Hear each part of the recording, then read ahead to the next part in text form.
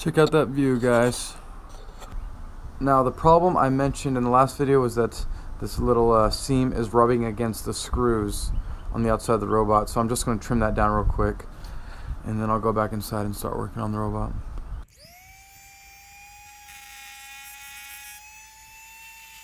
Alright, let's go ahead and test this out real quick.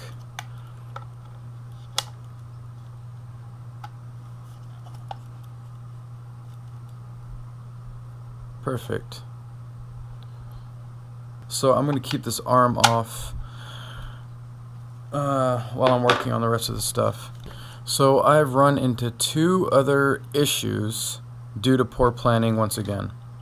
So instead of having to take this battery out to turn it on and off, what I'm going to have to do now is figure out exactly where that tiny rectangular button is on the bottom of this body.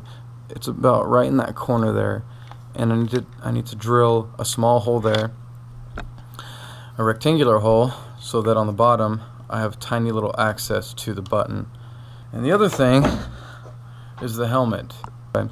So I can't screw on the helmet because those screws are actually coming through near the threads, so it just turns like that. Can't really screw on, but that's not so much a bad thing, because what I plan to do next, or a little later on, is to have another mini servo mounted on the top here. Somehow I'm going to have to mount this directly in the center of this body, and luckily it fits right on top of this screw, so I might be able to figure out something where I could tighten it down right there on top of those screws. And then this servo is going to turn this helmet. I'm going to have a shaft running up here, up from the servo to the top of the helmet.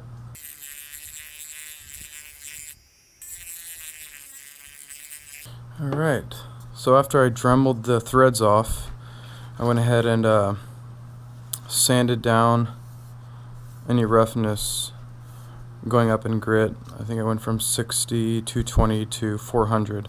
Now it's super soft. So once I have that piece cut out right here, it'll sit all the way in there and sit on this ledge, so there won't be any unevenness like there is now, like that.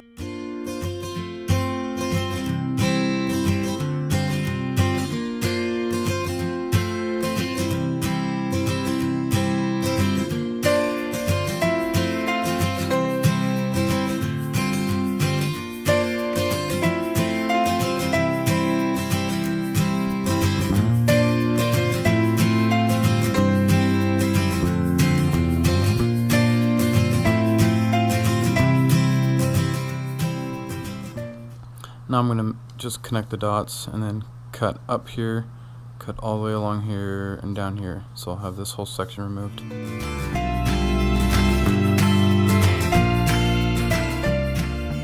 See how it closes all the way now? No threads to hold it up, and now it's even. It doesn't move, only this way. So I'm going to have to sand out hopefully just this side. I think if I just do this side, that'll be loose enough to go over that just fine. Maybe I'll flatten those out too.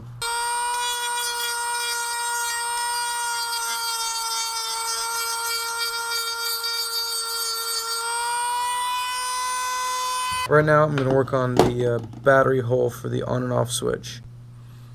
Alright, I got the battery in there, nice and tight, and I got my hole done.